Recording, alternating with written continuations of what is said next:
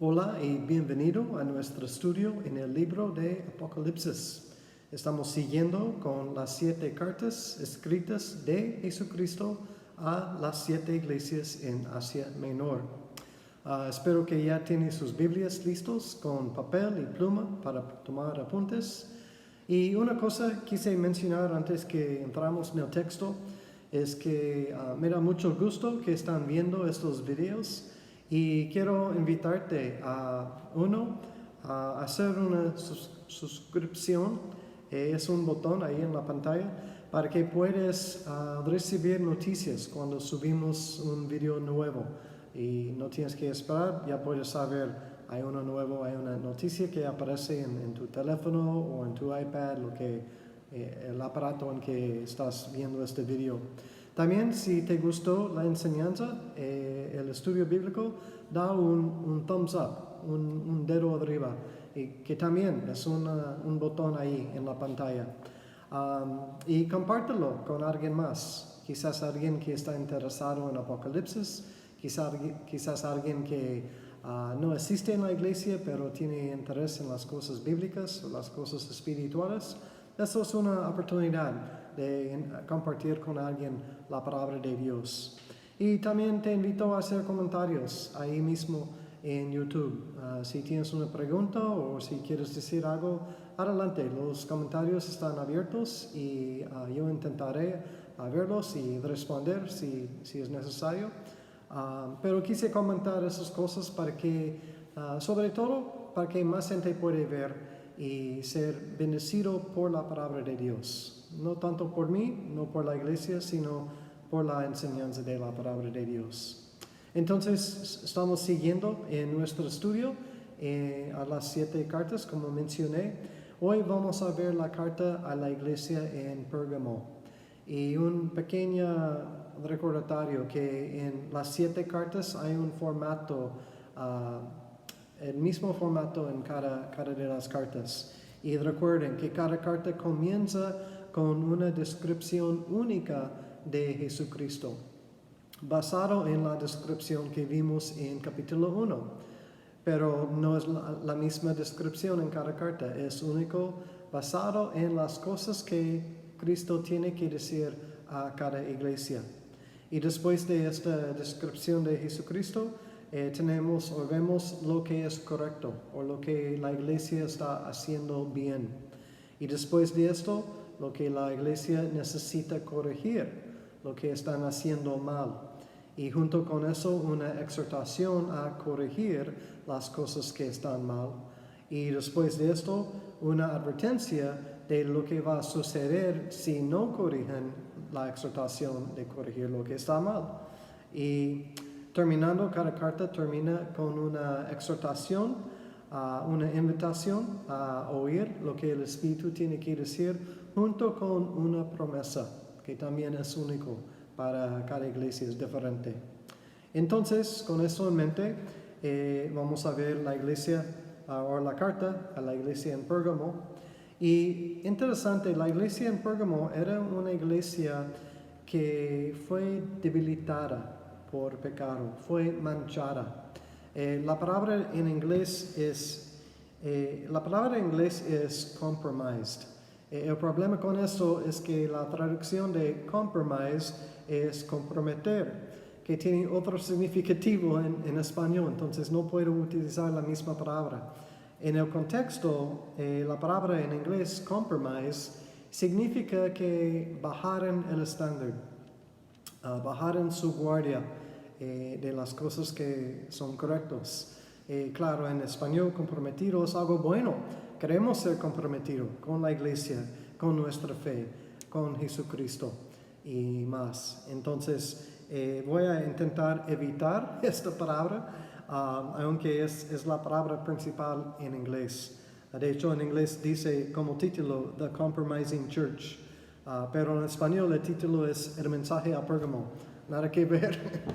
Entonces, tomando eso en cuenta, que la iglesia en Pérgamo había bajado el estándar, había bajado su guardia y permitieron, como vamos a ver, habían permitido el pecado a entrar. Y vamos a ver cómo se ve esto y también qué es la solución a este problema que también es pecado. Ahora, la iglesia en Pérgamo la ciudad de Pérgamo era un centro político, de hecho era el capital en este entonces de Asia Menor. Y también era un centro cultural y un centro educativo, de educación. También tenía la biblioteca segundo en tamaño en el mundo. Entonces era un lugar importante, conocido por su academia y también por la política. Y también esta ciudad era una ciudad muy religiosa.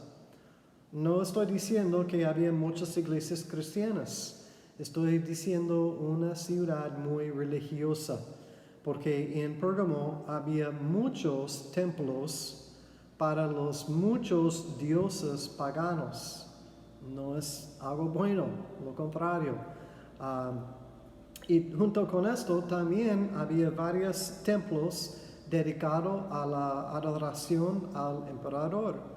¿Recuerdas? Vimos esto en la iglesia de Esmirna, que César demandó ser adorado por el pueblo.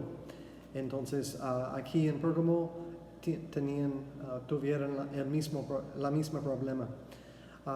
Y todo eso, quiero decir que la ciudad era un lugar muy oscuro espiritualmente hablando, muy religioso y muy oscuro. El hecho que era muy religioso no es necesariamente algo bueno, porque ustedes saben, no enfocamos en una religión, sino enfocamos en nuestra relación con Jesucristo. Religión es el hombre intentando llegar a su Dios, el Dios que sea, pero la relación que tenemos es por medio de Jesucristo y por eso tenemos una relación con Dios Padre. Entonces vamos a comenzar en Apocalipsis 2, versículo 12. Si tienes tus Biblias, vamos.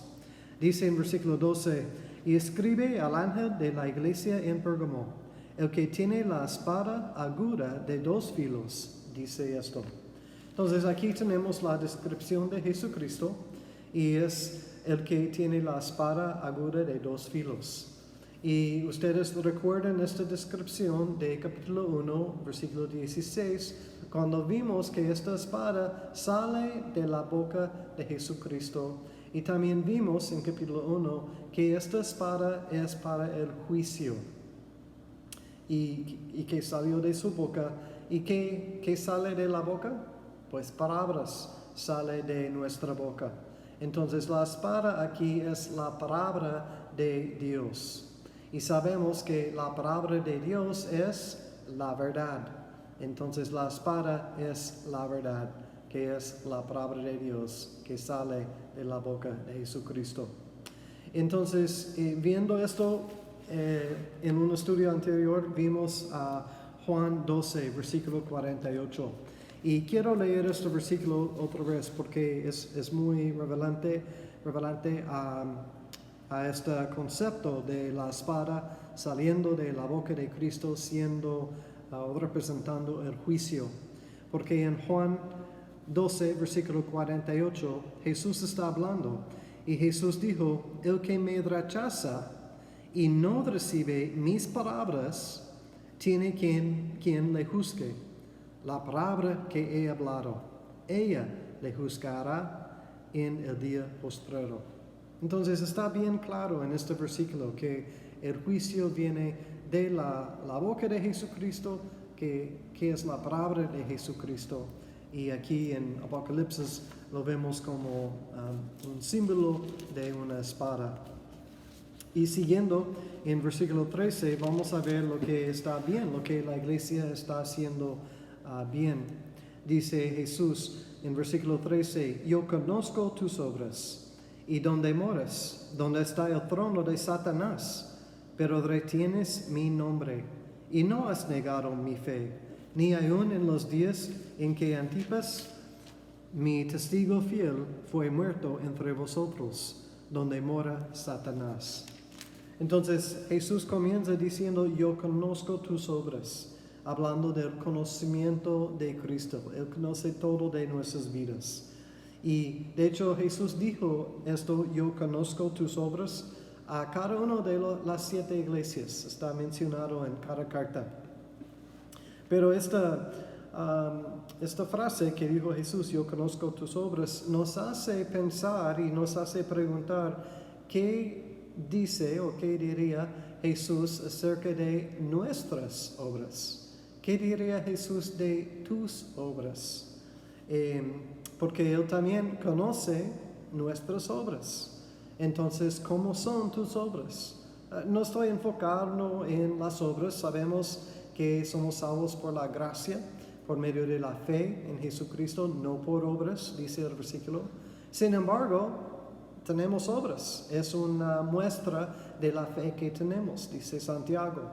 Entonces, las obras que hacemos son una respuesta, simplemente una respuesta a lo que hemos recibido de Jesucristo, que es nuestra salvación sobre todo. Entonces, ¿cómo son tus obras? ¿Son buenas obras o son malas obras? ¿Son muchas obras o son pocas obras? ¿O no tienes obras para mostrar? Son preguntas para nosotros mismos, para pensar, porque sabemos de ese versículo, Cristo conoce nuestras obras y queremos tener buenas obras para Él. De hecho, dice en Efesios que Él nos ha preparado buenas obras para que nosotros andemos en ellas. Queremos andar en esas buenas obras. También en versículo 13 Jesús dijo, y yo sé o yo conozco dónde moras. En otras palabras, dónde vives. Y dice, dónde está el trono de Satanás. ¡Wow! Eso parece un lugar feo, donde está el trono de Dios. ¿Recuerdas? Pérgamo era una ciudad muy oscuro espiritualmente. Quizás puedes relacionarte con esto. Quizás tú vives en un lugar muy oscuro espiritualmente.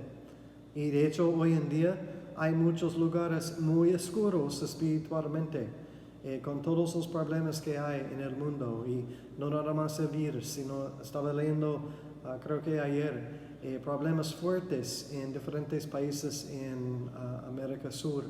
Y aparte del virus, y también la situación económica y con el racismo y económicamente dije en todo el mundo.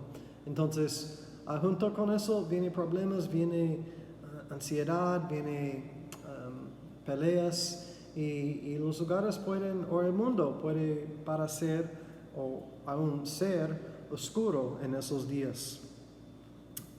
Pero recuerdas, en Pérgamo estaba oscuro porque había tantos templos por tantas diosas paganas. No era un centro con muchos cristianos, muchos creyentes, sino era un lugar muy pagano y había aún templos por esos dioses que eran paganos. Entonces por eso estuvo un lugar, o era más bien, era un lugar muy oscuro. Y también lo que hicieron bien en versículo 13, Jesús sigue diciendo, pero retienes mi nombre y no has negado mi fe hasta la persecución, dijo. Entonces, aquí quiero que pongas atención al pronombre. En versículo 13 dijo Jesús, pero retienes, o en otras palabras, pero tú retienes mi nombre. Eso es importante. Vamos a regresar hasta punto en un minuto. Entonces nada más guárdalo en tu mente, el pronombre tú en versículo 13. Y dice retienes, retener. Esto quiere decir o significa guardar. Has guardado mi nombre.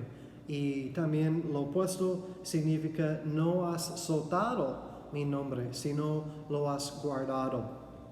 Quiero que mantengas esta definición en mente también. Vamos a regresar a esto. Y la primera cosa es que retienes mi nombre, lo importante del nombre de Jesucristo. En Filipenses 2:9 dice que el nombre de Jesús es sobre todo nombre. No hay nombre más alto que el nombre de Jesucristo. Y en Hechos 4, versículo 12, dice que en el nombre de Jesucristo, o Jesucristo es el nombre en que podemos ser salvos. Es el único nombre en que podemos ser salvos. Y en Romanos dice, si confiesas con tu boca el nombre de Jesucristo, y si crees en tu corazón que Dios le levantó a Cristo de los muertos, serás salvo. Eso es la salvación y solamente por eso, creyendo en Él, confesando a Él como tu Señor y tu Salvador. Entonces ten cuidado como usas el nombre de Jesucristo. No es cualquier nombre, no es algo para decir cuando estás mal o cuando estás sorprendido o lo que sea, sino guarda con respecto a este nombre que es sobre todo nombre. Y también en versículo 13 Jesús dijo, y no has negado mi fe. Otra vez pronombre tú no has negado mi fe. ¿Por qué dijo mi fe Jesucristo, hablando de sí mismo? Porque no es mi fe como persona o tu fe, no es nuestra fe como iglesia, porque hemos puesto nuestra confianza, nuestra fe en Cristo. Bueno, sí, hemos puesto nuestra fe en Jesucristo, pero piénsalo, porque en Hebreos 12, versículo 2, dice que Cristo es el autor y el consumador de nuestra fe. Entonces, la fe pertenece a Cristo. De hecho, es un regalo que nos dio y hemos recibido, pero es suyo. Pertenece a Cristo. Él es el autor de mi fe, el autor de tu fe. Y también el consumador. Eso quiere decir que Él lo va a llevar a cabo. Entonces me encanta esta descripción en Hebreos 12:2 de Cristo, siendo el autor y consumador de nuestra fe. Ahora, siguiendo en versículo 14, eso es lo que está bien, pero el versículo 14 comienza con la palabra pero. Y sabemos que esto significa un cambio, un contraste. Versículo 13, lo que estás haciendo bien, pero versículo 14, lo que está haciendo mal y lo que necesita corregir. Y dice en versículo 14, pero tengo unas pocas cosas contra ti. Interesante, unas pocas cosas. ¿Recuerdas en la primera carta a Éfeso? Dijo, tengo una cosa contra ti, que habían dejado su primer amor. Pero aquí en esta carta dice, tengo más que una cosa, tengo unas pocas cosas contra ti. Y nos va a decir en el versículo 14, dice que tienes ahí a los que retienen la doctrina de Balaam, que enseñaba a Balac a poner tropiezo ante los hijos de Israel, a comer de cosas sacrificadas a los ídolos y a cometer fornicación. Son palabras muy fuertes. Vamos a ver lo que quiere o lo que significa este versículo. Pero quiero llamar tu atención. Ahora, recuerdas el pronombre en versículo 13, tú. Ahora tenemos el pronombre en versículo 14, los o ellos. Entonces dice que tú tienes ahí los que retienen, ellos retienen la doctrina de Balaam. Entonces, es un contraste entre tú, Jesús hablando directamente a los líderes o al líder de la iglesia, y ellos en versículo 14. Y la misma palabra retienen, lo que vimos en versículo 13. ¿Recuerdas? Significa guardar y no soltar una cosa. En este caso, en versículo 14, lo que ellos retienen es la doctrina de Balaam. Es una mala doctrina, como vimos en el versículo, tiene que ver con idolatría y con la fornicación. Entonces, la cosa que Cristo tenía en contra de esta iglesia es que aunque los líderes estuvieran haciendo cosas bien, también ellos estaban permitiendo una mala doctrina entrar. Ellos que retienen no quisieran soltar la mala doctrina, no quisieran soltar la fornicación y la idolatría y más, sino retienen esas cosas y no quisieran soltar o dejar esas cosas atrás. Ahora, el problema no era que los líderes estaban enseñando esto o los líderes no quisieran soltar eso, sino el problema es que los líderes permitieran que esto existía, tuvieran tolerancia por la mala doctrina con este grupo de personas que estuvieran con ellos en la iglesia. Y la doctrina, o otra palabra por doctrina, es enseñanza. Entonces la enseñanza de Balaam decía, primero puedes leer sobre eso en el libro de Números, en el Antiguo Testamento. Creo que alrededor de capítulo 20, 22, 23 por ahí. Pero eso es una referencia al libro de Números cuando sucedió este asunto con Balaam y Balac. Pero la enseñanza de Balaam decía que la idolatría estuvo bien, no hay problema. Y también decía que la fornicación está bien, es normal, según esta enseñanza.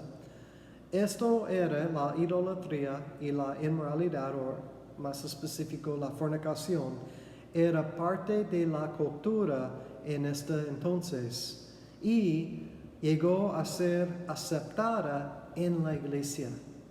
Eso era el problema con la iglesia en Pérgamo. Y como dice el versículo, esos pecados causó otras personas a tropezar. Y Cristo tiene unas palabras muy fuertes para lo que causan tropiezo por los creyentes o por otras personas. En Marcos 9, versículo 42, también Jesús está hablando aquí. Marcos 9, 42, Jesús dijo, cualquiera que haga tropezar a uno de esos pequeñitos que creen en mí, mejor le fuera si se le atase una piedra de molino al cuello y se le arrojase en el mar. Entonces, está muy mal ser piedra de tropieza para alguien y directamente de la boca de las palabras de Jesucristo. Y siguiendo en versículo 14, hay más todavía que necesitan corregir. Dice en versículo 15, y también tienes a los que retienen la doctrina de los nicolaitas, la que yo aborrezco. Eso está aún más fuerte, yo creo. Y es la misma pronombre, los. Ustedes, o tú, más bien hablando al líder, tienes ahí ellos que enseñan, que soporten, que traen esta doctrina de los nicolaitas. Y yo lo aborrezco, dijo Jesús. Vimos una referencia a los nicolaitas en capítulo 2, versículo 6. Y ahí también Jesús dijo, yo aborrezco esto. 2 veces que Cristo dijo, aborrece la doctrina de los nicolaitas. ¿Qué era la doctrina de los nicolaitas? Bueno, eran conocidos por ser autoritarias en la iglesia, en este caso. Ellos pensaron mucho de sí y pensaron que ellos tienen el control y todo tiene que pasar por ellos porque ellos toman las decisiones y creo que en español se llama enseñorean sobre las ovejas, sobre las personas. Y Cristo dijo, aborrezco esto, no aguanto esto, no soporto esto. Y también no nada más fueron conocidos por eso, pero también eran conocidos por su inmoralidad, los nicolaitas.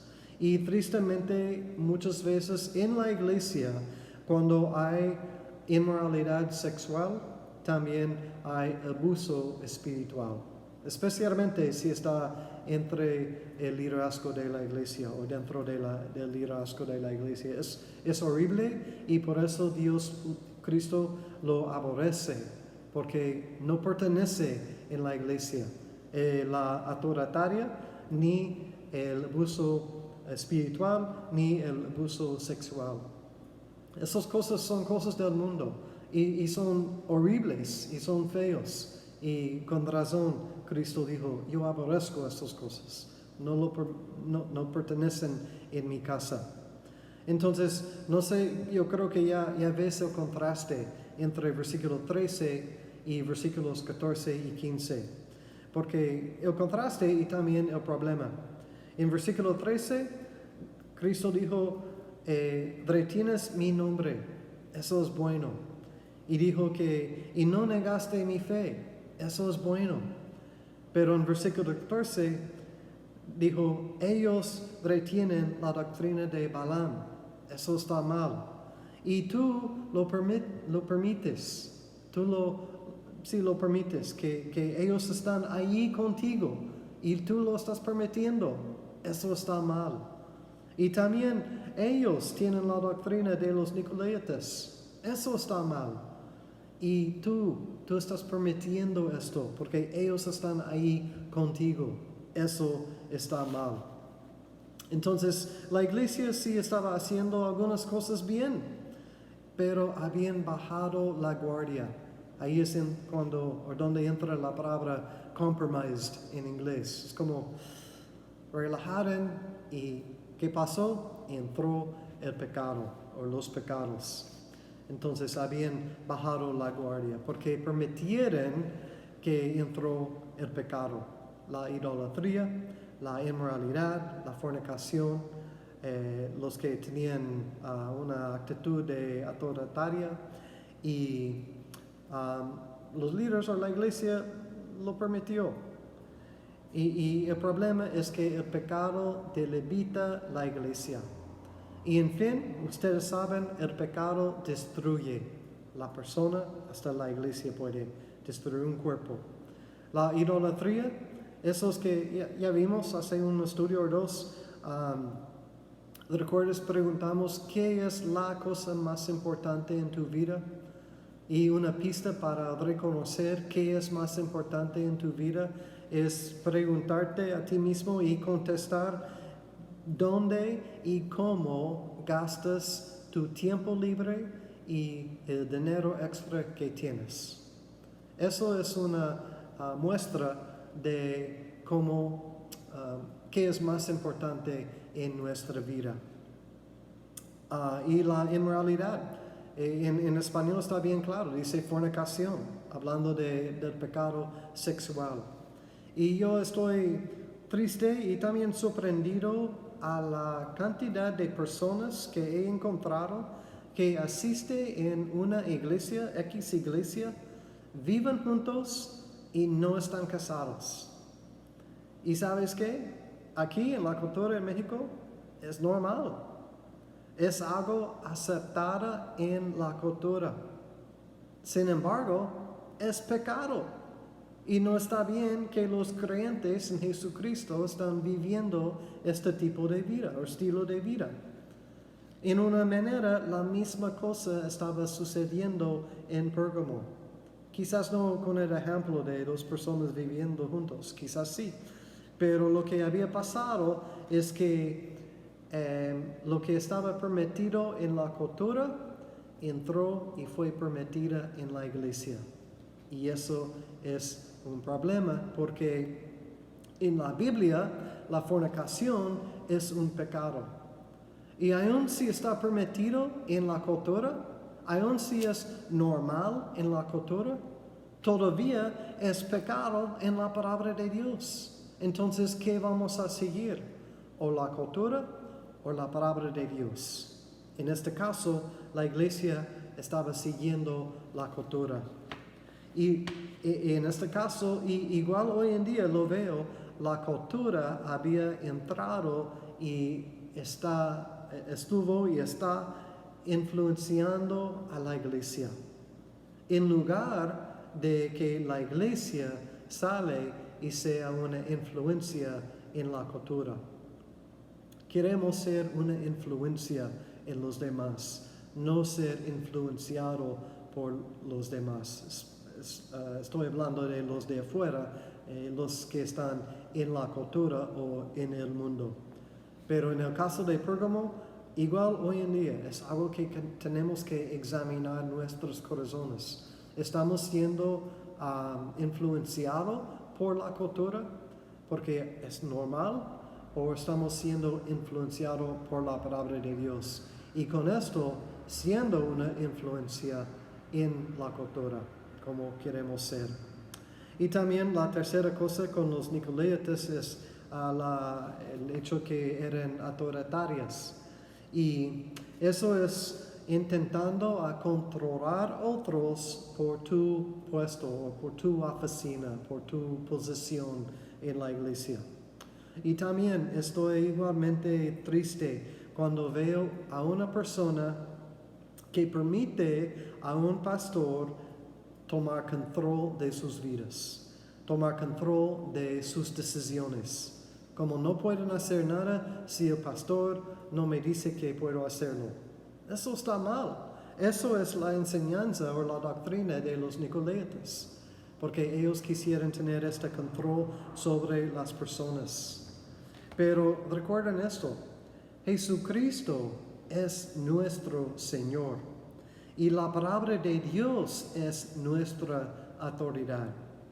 Claro, puedes ir con tu pastor y pedir consejo, pedir oración, pero el pastor debería de simplemente enseñarte lo que dice la palabra, orar contigo, orar por ti. Pero tú tienes que tomar las decisiones porque sabes que tú vas a dar cuenta a Dios por tus decisiones. Entonces hay que tomar responsabilidad. Y el papel del pastor simplemente es llevar a las ovejas a Cristo y instruirlas en su palabra, en la palabra de Dios. Los pastores son llamados a servir, no a controlar a sus ovejas. Y me da mucha tristeza. Y lo veo tristemente de vez en cuando, pero me da tristeza cuando encuentro una persona que ha sido lastimado en la iglesia y muchas veces por un pastor. Y el hecho o lo que sucede es que dejan de asistir totalmente. Así dejan la iglesia, pero no buscan a otra iglesia. Simplemente sigue sin comunión. Y eso está mal. Quizás piensan que, bueno, todas las iglesias son igual, pero no es cierto. No todas las iglesias son iguales. No todos los pastores somos iguales. Quizás se sienten culpables. Eso está peor porque ellos no hicieron nada mal, pero el pastor o la iglesia pusieron tanta presión en ellos que ya se sienten culpables porque él es varón de Dios supuestamente, entonces yo debería estar mal y no puedo con eso. Pero esta forma de pensar está mal. Quizás salieron con amargura por lo que sucedió y no pueden creer que la iglesia o un pastor o alguien en liderazgo había hecho tanto daño en la vida de uno, entonces ya no quiere nada que ver con la iglesia. Si eso ha sucedido o ha pasado contigo, quiero decirte una cosa, dos cosas. Uno es que Cristo te ama y dos es que Cristo quiere tener comunión contigo. Entonces quiero animarte, busca una iglesia con sana doctrina, no donde hay una autoridad máximo que se llama pastor, sino donde hay un pastor que cuida y enseña a las ovejas y un pastor que es un siervo de Dios. Cristo mismo vino no para ser servido, sino para servir a los demás. Eso es lo que quieres buscar en un pastor. Entonces, hay esas cosas en versículo 14 y 15 que Jesús tenía contra la iglesia. ¿Qué es la solución? En versículo 16, arrepiéntate. Así de simple. Es la primera palabra. Por tanto, arrepiéntate, dice en español. Esas son las palabras de Jesús. Y El arrepentimiento siempre es la solución al pecado. Y es necesario. Es necesario cuando entramos en pecado o cuando hemos pecado, necesitamos arrepentirnos. No seguir en la misma forma de ser o en el mismo comportamiento, sino date vuelta y ve a la dirección opuesta. Y vimos esto en la primera carta, que una tristeza según Dios, o podemos decir un quebrantamiento, es donde comienza el arrepentimiento. El quebrantamiento nos lleva al arrepentimiento. Y el arrepentimiento trae sanidad y trae restauración. Y eso es donde queremos llegar. Pero necesitamos arrepentirnos primero. Y antes de esto necesitamos ser quebrantados por nuestros pecados. Pero es un camino hermoso que nos lleva a la sanidad y la restauración. Y recuerdas, aquí en estos versículos, Cristo está hablando a su iglesia, porque los creyentes necesitamos arrepentirnos de nuestros pecados.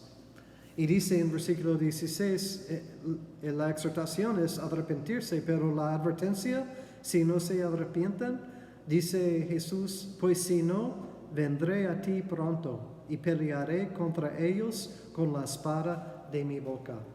Entonces aquí vemos la espada otra vez de su boca, el que vimos en capítulo 1, 16, capítulo 2, 12 hoy, y también que leí en Juan 12, versículo 48, que la palabra es lo que va a juzgar la persona que no se arrepiente de sus pecados.